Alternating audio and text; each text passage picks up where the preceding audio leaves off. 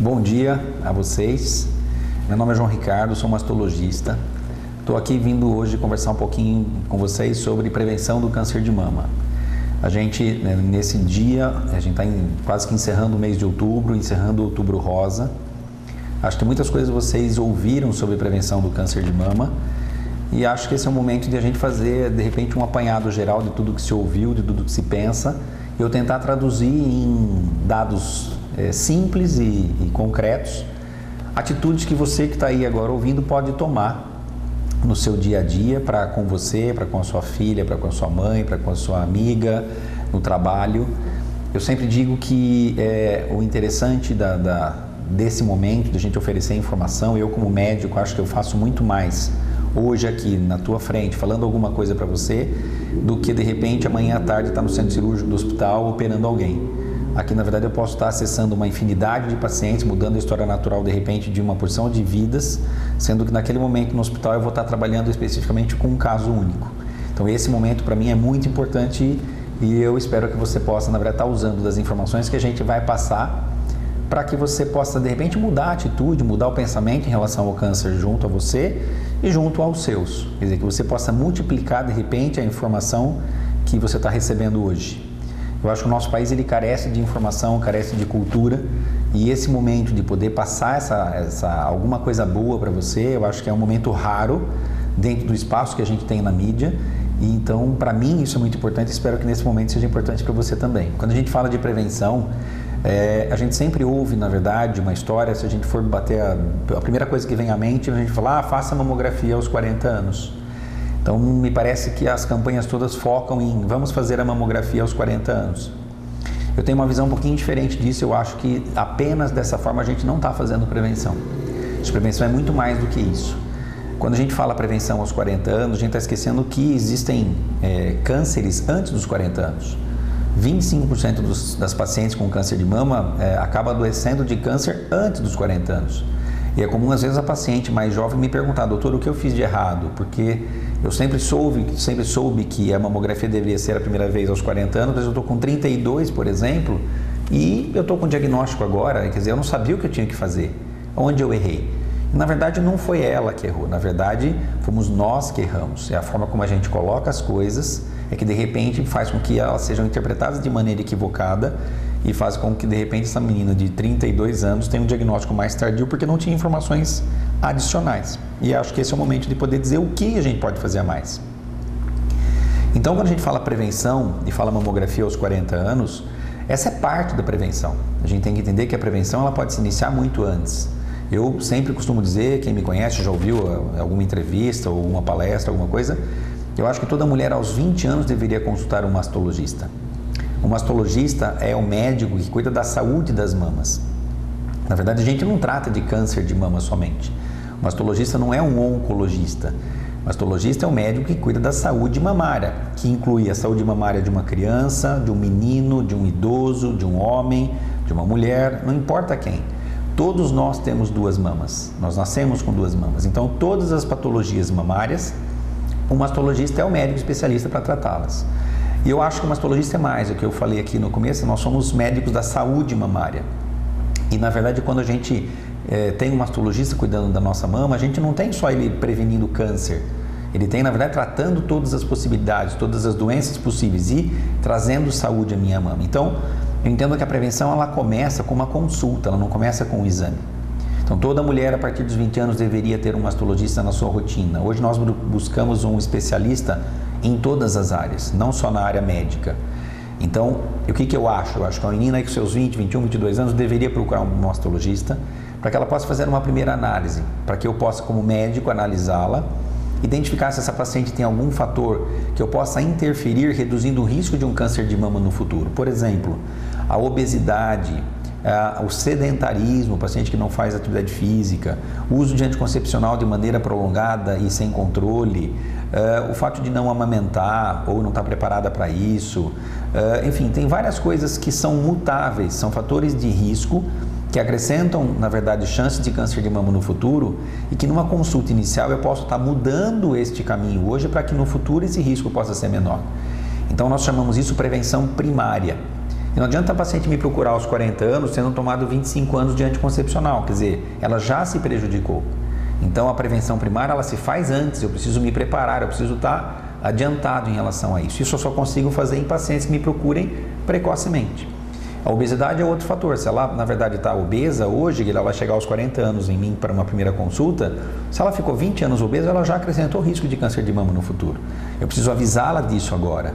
E assim em relação ao etilismo, ao tabagismo e outros fatores todos que nós podemos, numa consulta inicial, trabalhar para que a paciente possa, durante a sua vida, reduzir o seu risco.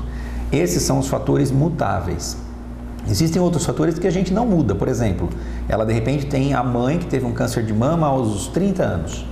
Então, de repente, essa paciente tem geneticamente uma carga mais preocupante em relação ao câncer de mama. Então, eu vou ter que acompanhar essa pessoa de maneira diferente.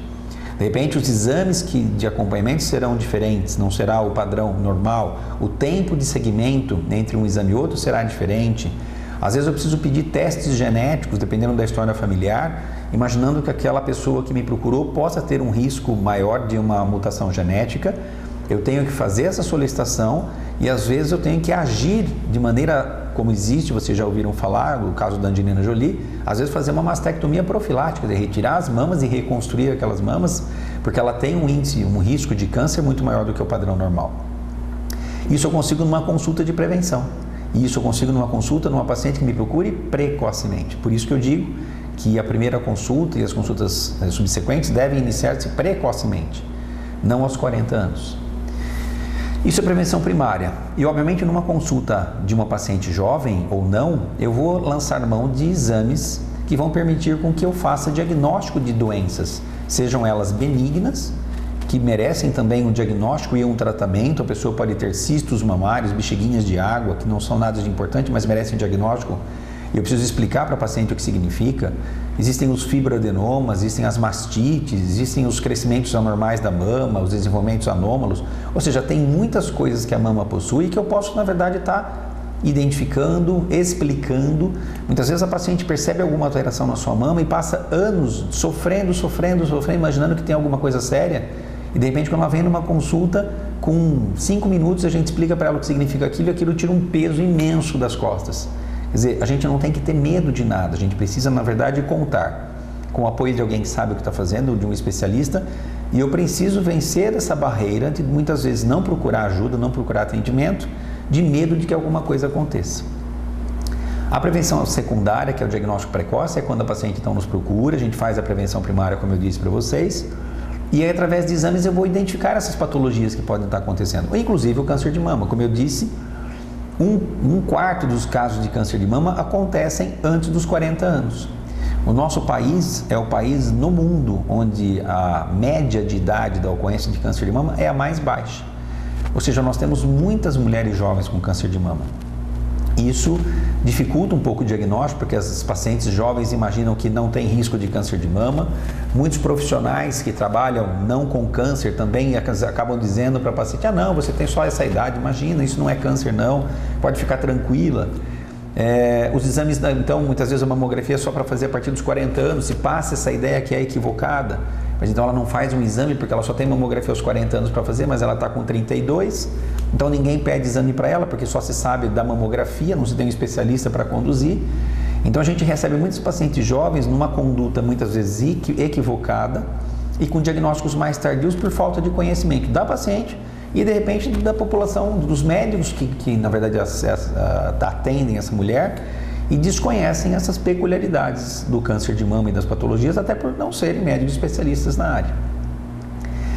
O diagnóstico precoce do câncer permite que a gente faça um tratamento muito simples, muitas vezes. Eu sei que o paciente que está em casa, a mulher que está em casa, muitas vezes evita de procurar atendimento, porque imagina que se der um câncer eu vou acabar tendo que tirar minha mama, eu vou fazer uma quimioterapia, o meu cabelo vai cair, enfim. Existe um vulto em cima disso muito grande, um medo muito grande. E na verdade o diagnóstico precoce pode evitar que tudo isso aconteça. Eu posso fazer cirurgias mínimas, eu posso não precisar de quimioterapia. E a chance de cura ela chega a 100% na maioria das vezes quando o diagnóstico é precoce. Então aquela história que a gente ouve, quem procuraste, você já deve ter ouvido essa frase, eu ouço todos os dias, E às vezes a mulher até se sente estimulada a fazer prevenção, mas às vezes a vizinha que fala, imagina, você é boba, vai ficar atrás disso, você vai encontrar, larga a mão, né? Quando você já se viu, toda hora fica procurando médico. É uma pena, porque é difícil a paciente querer fazer, e quando ela quer, ainda o meio faz com que ela evite com que isso aconteça. E aí muitas vezes o diagnóstico tardio acontece. E aí, na verdade, esse bolo de neve continua, quer dizer, o diagnóstico tardio acontece, o tratamento é mais agressivo, de repente ela pode morrer, e aí isso alimenta a história. Tá vendo? Quem tem câncer de mama morre.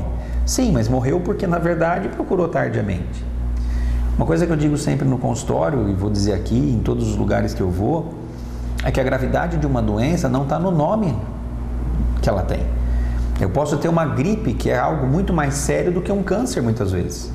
Então, eu não tenho uma graduação da gravidade das doenças. Eu não posso dizer que um câncer é mais grave do que uma gripe, porque isso não pode não ser real.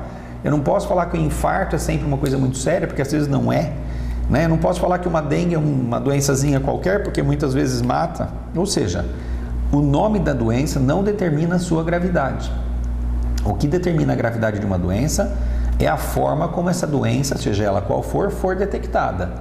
Se eu tenho um câncer e eu deixei esse câncer evoluir demais, passa a ser sim uma situação complicada, grave. Mas essa situação grave também pode acontecer numa gripe que foi maltratada, mal cuidada, se transformou numa pneumonia e essa pessoa está numa UTI de uma santa casa. É uma doença tão grave quanto um câncer. Então, a gente não tem que carregar nas costas o estigma ou a preocupação de que eu estou com câncer de mama, eu vou ter um câncer de mama e isso é a pior coisa do mundo. Não, isso não é a pior coisa do mundo. E isso tem que estar muito claro para todos. Eu sei que é difícil muitas vezes se entender isso, mas para quem trabalha com câncer, e esse é o meu caso, eu preciso deixar isso muito claro, para isso não significar um medo enorme, uma pedra imensa no caminho que não me permita tomar alguma atitude. E é justamente esse tomar uma atitude, fazer uma prevenção, passar por cima desse medo, é que pode, em casos específicos, fazer com que uma mulher possa detectar esse câncer precocemente e esse caso de câncer ser tratado de uma maneira extremamente simples e com 100% de cura. Acho que é essa a mensagem que eu queria trazer sobre a prevenção, que não haja medo da prevenção e que haja, na verdade, esse pequeno medo que a gente pode ter, né, que não seja um medo para nos congelar, e sim um medo de saber que alguma coisa pode acontecer e eu devo tomar uma atitude em relação a isso. Muito obrigado.